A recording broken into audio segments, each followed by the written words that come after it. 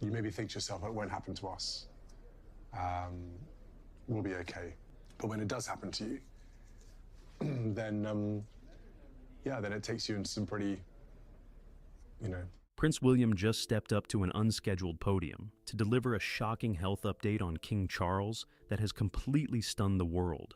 This urgent announcement comes at a moment's notice, just hours after Queen Camilla abruptly packed her bags and boarded a private flight out of the country. With the king facing a critical new medical phase, Camilla's sudden exit has left a massive power vacuum at the heart of the palace. William has officially assumed temporary operational control of the sovereign estate, drawing a definitive line for the future of the lineage. The unwritten regency has begun, and the transition of power is now happening right before our eyes. An unscheduled press briefing at St. James's Palace. The sharp, synchronized click of dozens of television camera shutters echoed through the high-ceilinged entree room at St. James's Palace. It was precisely 3 o'clock on a Tuesday afternoon in July 26.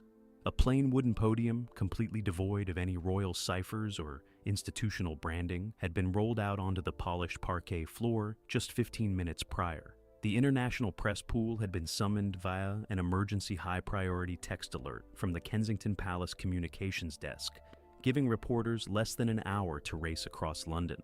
Prince William walked into the room from a private side door, his dark suit perfectly tailored, his face remarkably pale but entirely set.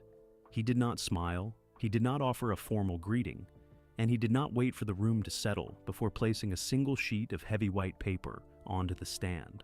The facts behind this unprecedented media disruption were detailed in a confidential sovereign directive drafted in the early hours of that morning. The document, which bore the urgent signatures of the head of the royal medical household and 2 senior consultants, had been delivered to William's private desk at Adelaide Cottage under permanent military escort. The health update was not a routine progress report or a vague statement about a successful recovery. The medical team had officially logged a major, unexpected shift in King Charles's ongoing treatment plan, requiring an immediate and total cessation of all state paperwork duties. For the first time in modern history, the daily governance of the realm was being legally transferred away from the reigning monarch without a formal parliamentary declaration of illness. The tension inside the briefing room spiked instantly as William began to read the first lines of the statement. The global audience had spent the morning tracking a series of highly irregular movements across the royal estate. Just 4 hours prior to the briefing, a convoy of unmarked black vehicles had been spotted leaving Clarence House, heading at high speed toward the military tarmac at RAF Northolt.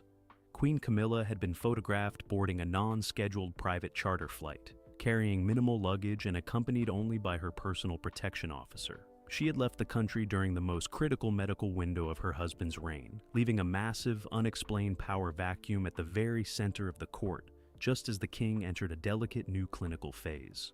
William's voice remained perfectly steady, carrying a tone of absolute command that had been meticulously rehearsed with his constitutional advisors before he left Windsor.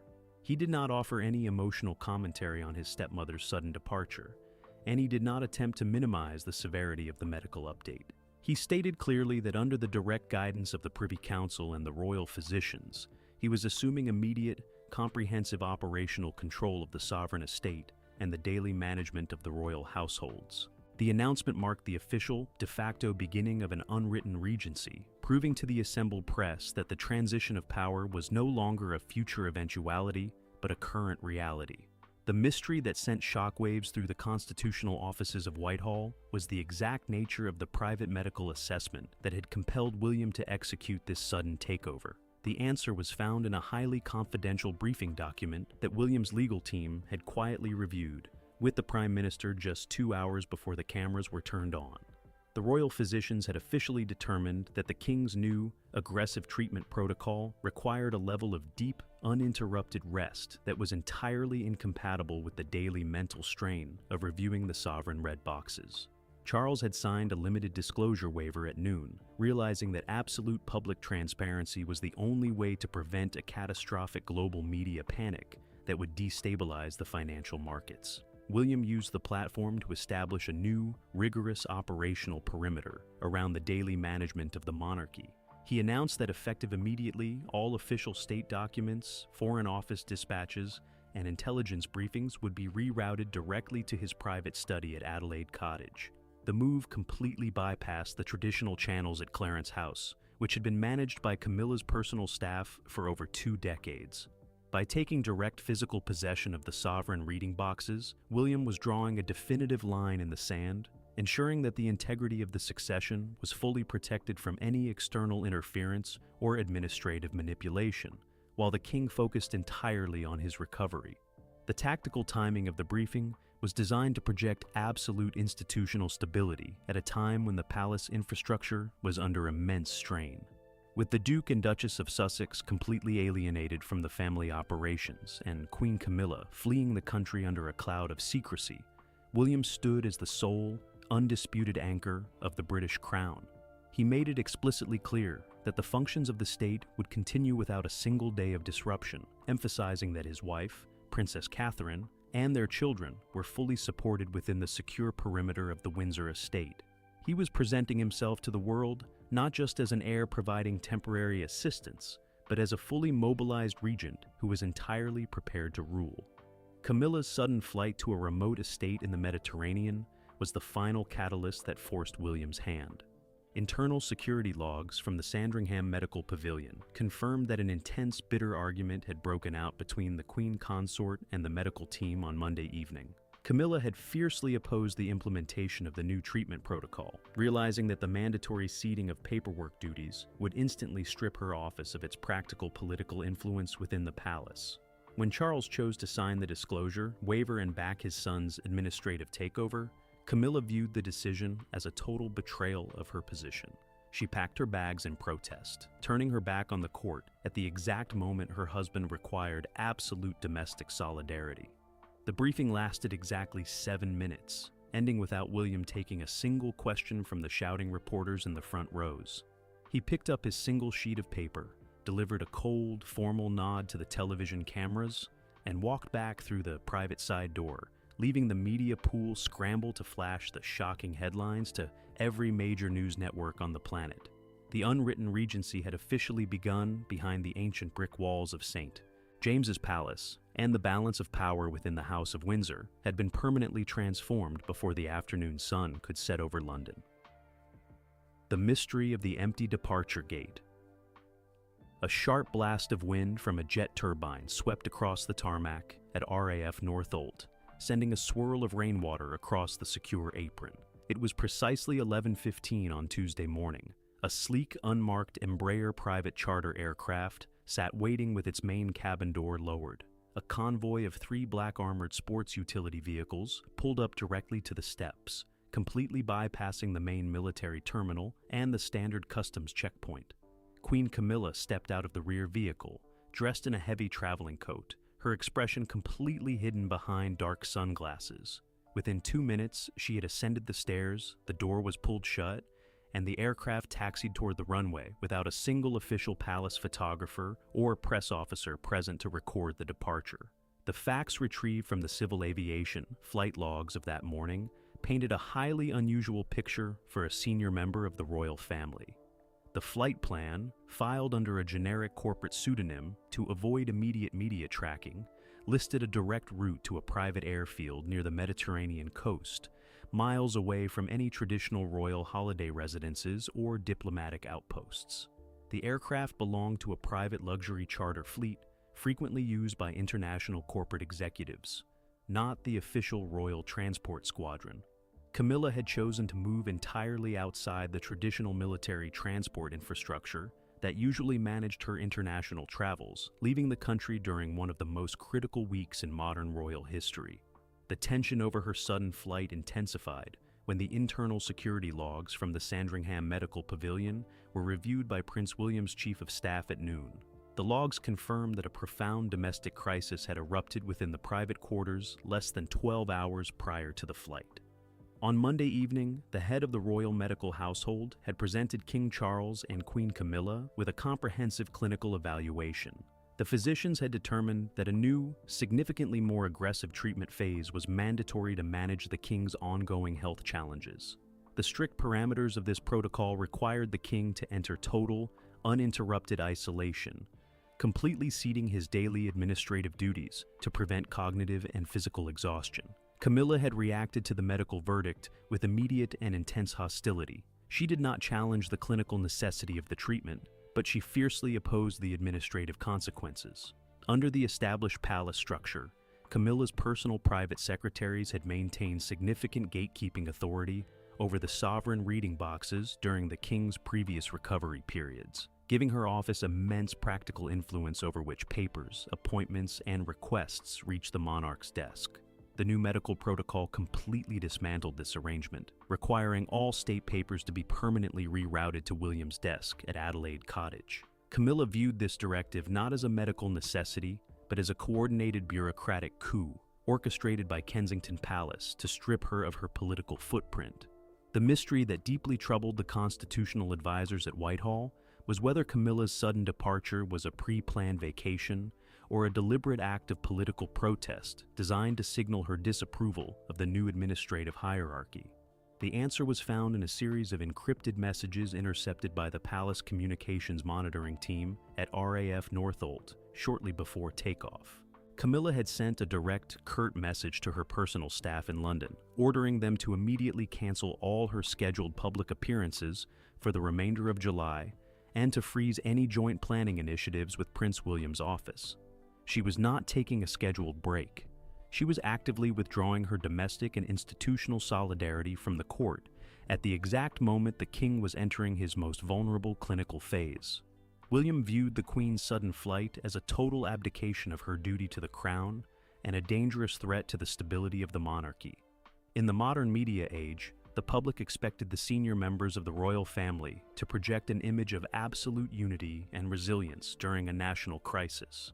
For the Queen Consort to pack her bags and flee the country on a private charter flight, just as the king was forced to step back from his paperwork, would look to the global public like a profound internal breakdown within the marriage and the institution.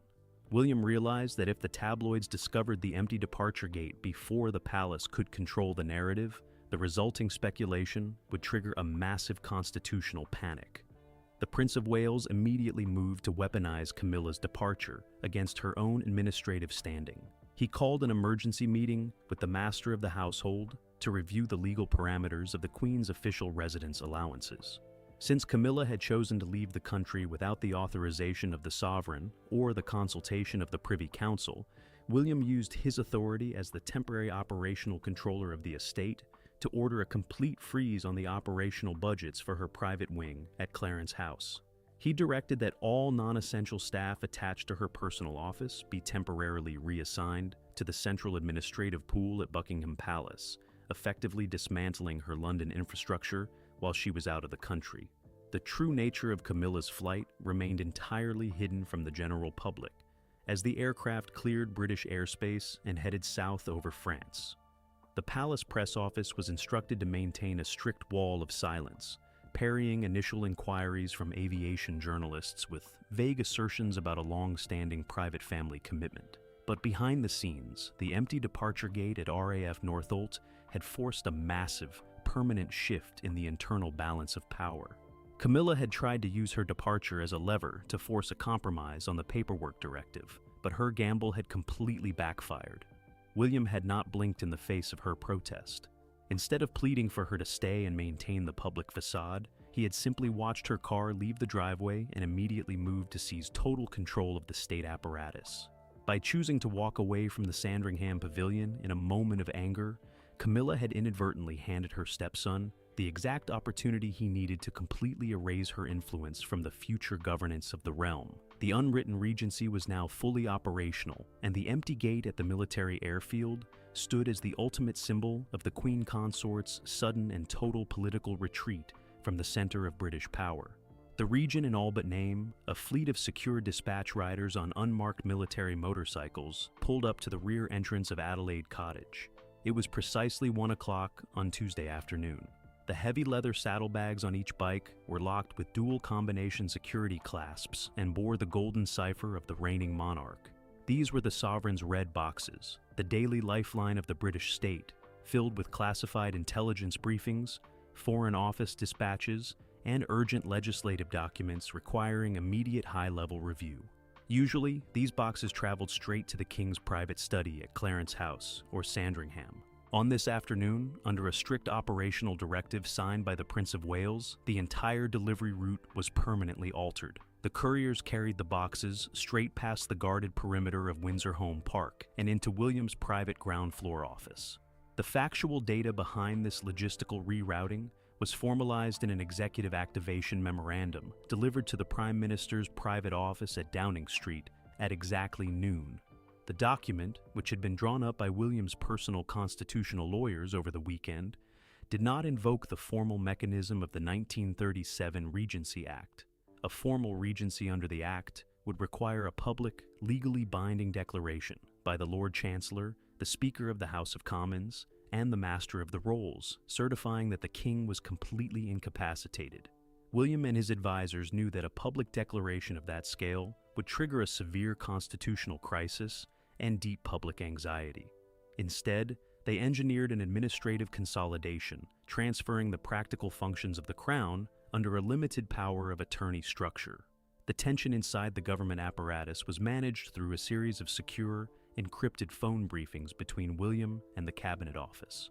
The Prime Minister was fully aware that with Queen Camilla suddenly out of the country and the king entering an intense, isolated medical phase, the day-to-day operations of the state required an immediate, undisputed anchor. William did not hesitate to step into the void. He informed the government that he would personally review all incoming state papers, manage the weekly prime ministerial audience via a secure link from Adelaide Cottage, and handle all urgent Privy Council approvals. He was taking on the full workload of the crown, effectively assuming the role of regent in all but name, while ensuring that the public facade of the king's reign remained intact. The mystery that senior civil servants at Whitehall were desperate to clarify was whether this sudden centralization of power would face any legal challenges from Camilla's remaining allies within the royal household. The answer was found in a meticulous review of the Duchy of Cornwall's financial and administrative charters. As the Prince of Wales, William possessed total independent control over the massive financial revenues and legal frameworks of the duchy estate. He did not rely on the central sovereign grant to fund his private office or his administrative staff. By using his own independent financial power, William could expand his personal security network and hire top-tier constitutional advisors without needing the approval of the king's private purse or Camilla's finance directors. He had built a parallel, fully independent governance structure that was completely insulated from any external palace interference. William used this financial and legal autonomy to execute a total administrative freeze on the traditional channels of communication at Clarence House. For over 20 years, Camilla's personal private secretaries had maintained a powerful gatekeeping role over the king's daily schedule, deciding which state officials, charitable patrons, and political advisors were granted access to the monarch's desk. William's activation memorandum dismantled this gatekeeping network in a single afternoon. He ordered that all communication channels between the government departments and Clarence House be officially disconnected, rerouting every single official inquiry and state paper directly to the Kensington Palace Communications Hub. The move completely marginalized Camilla's remaining staff, ensuring that her office held absolutely no influence over the daily governance of the realm while she was away. The tactical mobilization of the Privy Council under William's direct leadership began at 2:30. A select group of senior Privy Councillors arrived at Windsor Castle for an emergency meeting, entering the grounds through a private side gate to avoid the press cameras waiting at the main entrance. William presided over the session with a calm, businesslike authority that deeply impressed the assembled officials. He reviewed 3 urgent statutory instruments related to national security and international trade agreements, signing each document with his own name alongside the King's limited disclosure waiver. He was demonstrating to the highest levels of the British establishment that he was entirely capable of managing the raw power of the state with iron discipline and total efficiency. Camilla's inner circle in London watched this rapid consolidation of power with a sense of total panic. They realized that by choosing to board the private flight to the Mediterranean in a moment of anger, the Queen Consort had completely played into William's hands. She had intended her sudden departure to be a powerful protest that would force the king to modify the paperwork directive and preserve her office's gatekeeping role. Instead, her exit had provided William with the exact political justification he needed to completely erase her influence from the administration. By leaving the country during a critical medical window, she had disqualified herself from any claim to joint leadership, leaving William as the sole, undisputed commander of the sovereign estate. The true operational reality of Adelaide Cottage remained completely hidden from the general public as the afternoon progressed. The mainstream media was focused entirely on the upcoming unscripted press briefing at St. James's Palace, unaware that the physical machinery of the state had already been fully relocated to William's private desk. The prince sat alone in his study, systematically opening the leather-red boxes and reviewing the classified dispatches under the watchful eye of a permanent military guard. He knew that this afternoon marked the definitive, unwritten transition of the modern British monarchy. He was no longer just the heir waiting in the wings. He was the functional ruler of the kingdom, actively policing the boundaries of his future realm well before his formal coronation. The unwritten regency was now a settled administrative fact within the corridors of power. William had successfully used his legal knowledge, his financial independence, and the immediate crisis of Camilla's flight to secure a total structural victory for the direct bloodline. He had proved to the Prime Minister, the Cabinet, and the Privy Council that the continuity of the crown was entirely safe in his hands, completely free from the influence or manipulation of the step-family tree. The red boxes were locked behind his secure perimeter, the red lines had been defended with absolute authority, and the future king had demonstrated that he was fully prepared to govern the realm from his private desk behind closed palace doors. The breaking point inside the private pavilion. The monotonous, rhythmic beep of a clinical heart monitor cut through the heavy, sterile air inside the private medical pavilion at Sandringham. It was late Monday evening, less than 24 hours before the unscheduled press briefing at St. James's Palace. Rain lashed against the reinforced glass windows of the newly constructed wing, which had been discreetly attached to the main estate house to provide King Charles with state-of-the-art medical isolation. Prince William stood by the door, his arms crossed tightly over his chest, his eyes fixed on the array of medical equipment.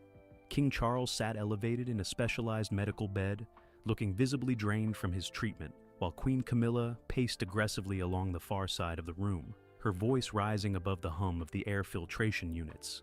The facts of that final devastating family confrontation were logged in a highly restricted internal memorandum compiled by the senior palace protection officer on duty that night. The medical household had just delivered their formal assessment, declaring that the king's new clinical regime required absolute isolation from the daily mental burdens of the state. William had arrived from Windsor with his team of constitutional lawyers, carrying a pre-drafted limited disclosure waiver and the administrative activation paperwork. He did not offer an opening for a polite family negotiation. He walked straight to his father's bedside and stated that the health data required an immediate, comprehensive handover of the sovereign reading boxes to Adelaide Cottage. The tension in the pavilion reached an absolute breaking point when Camilla stepped between William and the king's bed. She openly accused the Prince of Wales of using their father's vulnerability to execute a coordinated, cold-blooded institutional takeover. She argued that during all previous medical phases, her office had safely managed the flow of paperwork, protecting the king's privacy while maintaining his active connection to the government. She looked at William and claimed that his sudden demand for a total administrative freeze was a deliberate act of hostility designed to strip her of her rightful rank and public authority before the entire court. She refused to let her personal staff be cut out of the loop. William did not flinch, and he did not lower his eyes. He looked directly past his stepmother and addressed his father with a chilling, calm authority. He told the king that the time for maintaining a convenient public facade was completely over. The modern monarchy could not survive an administrative vacuum, and the future of the lineage would now take absolute, non-negotiable priority over Camilla's personal office scheduling preferences. He stated explicitly that if the king did not sign the limited disclosure waiver and authorize the rerouting of the red boxes by midnight, Kensington Palace would officially decline to participate in any upcoming state council meetings, effectively forcing an open, chaotic parliamentary intervention under the Regency Act. The mystery that senior doctors and security staff tried to decode from outside the soundproofed doors was whether King Charles would find the physical and political strength to resist his heir's aggressive timeline? The answer came through a weak, decisive gesture from the monarch himself. Charles raised his hand, cutting off Camilla's protests in mid-sentence. The king looked at his son, recognizing the raw, immutable logic of constitutional survival that he had spent his entire life studying. He knew that William held the financial autonomy of the Duchy of Cornwall and the complete confidence of the Prime Minister's office. Charles looked at his wife and quietly stated that the paperwork had to be signed. He could not risk a public legal battle with his future successor while fighting for his life. The king's capitulation broke the final string of Camilla's domestic solidarity. She turned on her heel and walked to the far corner of the room, refusing to look at her husband as he took the gold fountain pen from William's pocket. Charles signed the limited disclosure waiver and the operational transfer decree at precisely 11:45, officially ceding his daily state responsibilities to his eldest son under the watchful eyes of the royal physicians. The signature marked the legal, de facto beginning of the unwritten regency, transferring the practical power of the British Empire to Adelaide Cottage with a single stroke of a pen. The tactical fallout from the signature was immediate and completely devastating to the internal harmony of the marriage. Camilla viewed the king's decision as a total public betrayal of her loyalty and a complete surrender to her stepson's campaign of isolation. She refused to stay in the medical pavilion for the remainder of the night. She walked out of the secure wing, returned to her private quarters at Sandringham House, and ordered her personal dresser to pack her traveling trunks for an immediate departure. She had decided to execute a total political retreat, fleeing the country on a private charter flight to signal her complete withdrawal of support from the new administrative regime. William watched her departure from the pavilion window, completely unfazed by her anger. He picked up the signed documents, checked the ink, and placed them securely into his leather briefcase under the supervision of his personal protection team. He had achieved his primary strategic objective. He had protected the integrity of the succession, secured the signature of the sovereign, and forced his stepmother into a position of total political exile. He left Sandringham shortly after midnight, driving back to London through the pouring rain, entirely prepared to step up to the unbranded podium at St. James's Palace the following afternoon to announce the shocking shift in power to a stunned world. The unshakable shift in the line of succession. The sharp click of a heavy iron padlock echoed through the secure transit bay of Buckingham Palace at precisely 4 o'clock on Tuesday afternoon. A senior royal protection officer stepped back from the rear doors of an armored vehicle, verifying that the unique digital security seal was locked into the central network. Inside that vehicle sat the first batch of sovereign red boxes officially rerouted under the new executive transfer decree. They were not heading to Clarence House. The convoy immediately departed for the secure perimeter of Windsor Home Park, establishing a permanent, military-guarded corridor between Whitehall and Prince William's private desk. This physical movement of the state apparatus marked the absolute conclusion of the palace power struggle. The facts behind this unshakable shift in power were permanently recorded in the official archives of the Privy Council by late afternoon. Prince William had stood entirely firm at the unbranded podium at St. James's Palace, delivering the shocking health update with a calm, unwavering authority that stunned global observers. He did not read from a standard, vague palace press release. He laid out the concrete clinical reality, revealing that while King Charles had entered a total public withdrawal to focus on an aggressive new treatment protocol, the continuity of the British state remained entirely flawless. The unwritten regency was no longer a confidential contingency plan. It was an active operational reality of the British Constitution. The tension within the wider royal household began to cool into a rigid, permanent administrative structure as the day progressed. Queen Camilla's sudden flight to the Mediterranean was exposed to senior courtiers not as a simple rest cure, but as a total, irreversible political retreat. By choosing to walk away from the Sandringham Pavilion in a moment of anger, she had inadvertently disqualified her office from any remaining claims to joint leadership. Her personal staff in London spent the afternoon packing up files and preparing for a massive downsizing of her Clarence House operations. As William's team systematically integrated her traditional gatekeeping duties into the Kensington Palace communications hub, the mystery that many international diplomats and constitutional scholars were left with was how this sudden transition would impact the long-term governance of the realm as William prepared for his eventual succession. The answer was found in a new series of royal warrants signed into effect at Adelaide Cottage that evening. William did not just take control of the daily red boxes. He used his new administrative authority to execute a total institutional audit of all Crown assets, trusts, and honorary military appointments. He was demonstrating to the Prime Minister and the Cabinet that he was not acting as a temporary caretaker, but as a fully mobilized ruler who was already actively policing every single inch of his future kingdom. The Prince of Wales sat alone in his private study as the evening sun went down over the Windsor lawns, looking down at the heavy leather boxes stacked neatly on his desk.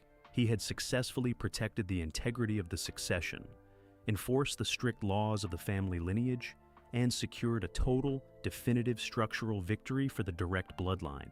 He had proved to the entire world that the House of Windsor could navigate its deepest personal and medical crises with iron discipline, complete transparency, and absolute efficiency. The shocking health update had been delivered, the red lines had been defended with total finality, and the transition of power was now an unshakable reality behind closed palace doors. Prince William has officially stepped into the light, executing an unprecedented administrative takeover to secure the future of the British Crown. By rerouting the sovereign red boxes and establishing an unwritten regency, the Prince of Wales has proved that the direct bloodline will govern with total authority, completely sidelining Queen Camilla's household after her sudden flight. What do you think about this shocking shift in power at the heart of the palace?